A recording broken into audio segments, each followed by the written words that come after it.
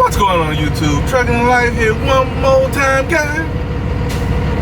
Guys and gals and girls and guys. Yeah. Leased onto a carrier. We've just been on operator period, some things you learn. I did Advantages before, but I think I do a newer one now. But one thing I would say being on operator will teach you is responsibility and how to maintain household bills versus personal bills versus business bills, and also teach you how to kill what you eat. You learn that everything is on you. When you're on operator, ain't no built-in benefits, ain't no built-in retirement plan or like that. You gotta figure all that on your own. If you don't figure that out, then you ain't got none of that going on. You know what I'm saying? So it's one of the things you're just trying to make money to build your business up, rather than trying to grow the company, rather than trying to be a one-man show for whatever time, whatever. It's all on you. There is no built-in nothing. Everything you gotta structure yourself. And that's the part I think a lot of owner operators don't really understand before they get in this business. They just get in it and they kind of wing it. They try to figure it out. You realize that you really gotta run like a business. If you don't, you're gonna be out of business. But that's some things, I think that a lot of guys need to really understand this before they become it. I feel like when you're on operating, you're leased onto a carrier, I feel like you're a glorified company driver. The reason I say that is because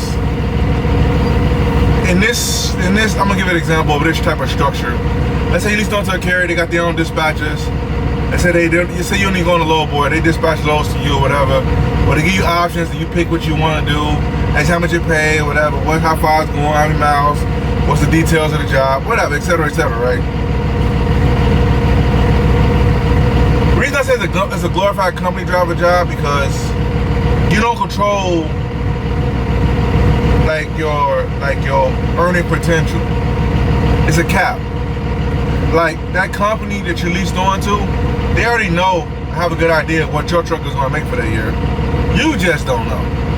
You can say, yeah, I'm gonna run wild, yeah, I'm gonna do this, I'm gonna do that. The reason I say this is because it was one year I told myself I'm finna just run like a madman. I'm finna run out here all crazy style. I'm finna just be on a money grab type of mindset right at that time, right? Man, they slowed me down so slow. Oh, we ain't gotta work. Oh, 2 loads, you done for the day. We done for the day. Could you work your weekends? No. All of a sudden work starts slowing down during the week. So they try to force you to work weekends. And I'm like, okay. So now I'm starting to realize, okay, they control you. That's why I say like a company driver. The only difference is your tax bracket is a little higher as an owner operator, but a company driver. And here's the thing: sometimes the tax bracket ain't even that higher. Some owner operators are making company driver money.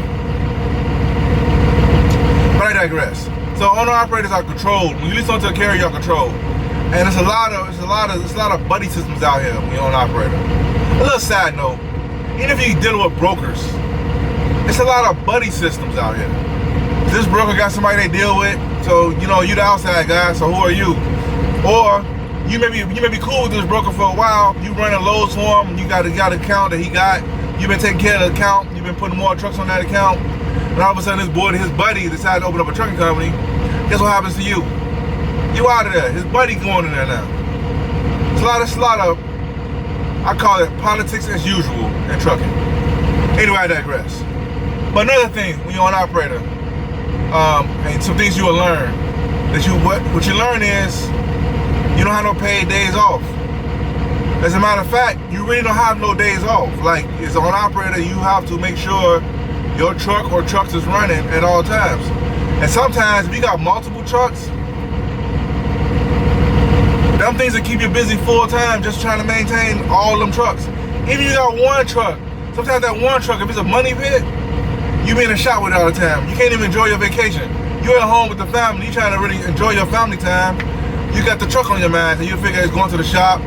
You gotta get this fixed, gotta get that fixed. And you're like, man, I don't know if they better fix it. I hope they fix it a certain amount of times I get running because it's my my only source of income right now because it's only one truck. So you're trying to figure out, so you thinking to yourself like, I really don't have no paid days off. If you get hurt, you gotta figure out how to make that truck run. You ain't making no money for that day. Unless you got a driver, then you gotta split the cost with him. Hope you're able to make enough top line for your bottom line to be profitable with that driver, even without the driver. But I digress. So there's really no days off. Like you may be off, but you're not off. If you off work, you might take a trip to the shop to make some repairs on it that you couldn't do because you're trying to get the money while you're out there while the money was good. Because here's the thing a lot of people don't understand when you're an operator. When things are good, that's one time you don't want your truck to break down. You want to get the money while it's there. Because any owner operator that's been out here for a while, they already know it's like a roller coaster. When things are good, it's good, but when it's bad, it's bad. So you try to get it while it's good. So when the bad times come, I got to put my truck in the shop anyway because I've been holding off on this. I'm gonna get this fixed during that time period. That's the plan at least, but sometimes it don't work like that. Sometimes it work like that. I ain't even going down the rabbit hole what possibly could happen. But anyway, so as owner operators, you really ain't got no days off. Sometimes you just gotta really work on your days off. You gotta work on the truck yourself or put it in the shop, run back from shop to shop. It's been days when I had to take my truck to the shop on my off days, I would have to run from shop to shop to shop. It's like, cause this shop busy. Oh, it's 3 hours away from this shop. Oh, I'm gonna go over to the shop. This shop is 2 hours away. Well, what about this shop? You know, and then when the shop you go to, you hope they good, they can fix stuff right. Anyway, I digress. One thing I learned as an operator is that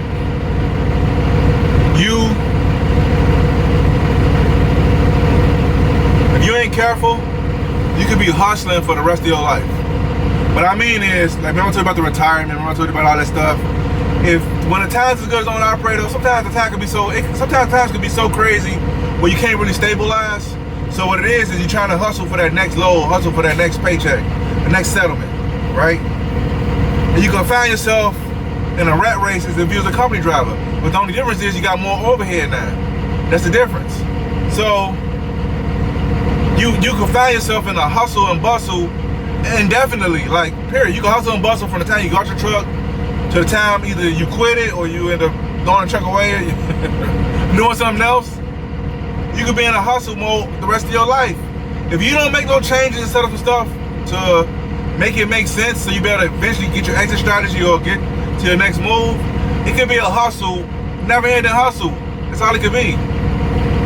And it won't stop. One thing I've noticed, when you don't make changes, nothing changes.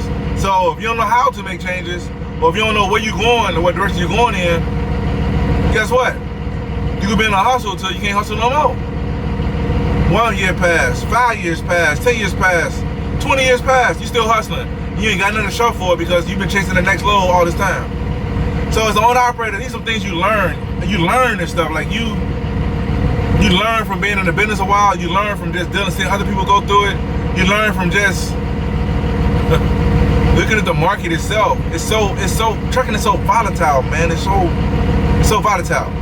And a lot of times, I mean, I know there's no guys. A lot of times we truckers feel like this will be my year. I'm gonna hold it out one more year. That 1 year turn to 15, turn to 20. Looking at a 20-year plus guy right here, right? That's what I said. Remember I told you I got the truck, anybody followed me for a while. I said I ain't planning on being trucking this long. I wanted to get in for a couple years to get out. Over 20 years later, I'm still in it, right? Don't get me wrong, I got a plan now to get out, or get to my next move, but still, 20 years? Trucking is a time-consuming industry, and I'm in on that, guys, before I go down the rabbit hole. Anyway, hi, YouTube. Hope this video is helpful. Give you a little understanding of what's going on here. I'll see you guys in this video. Peace.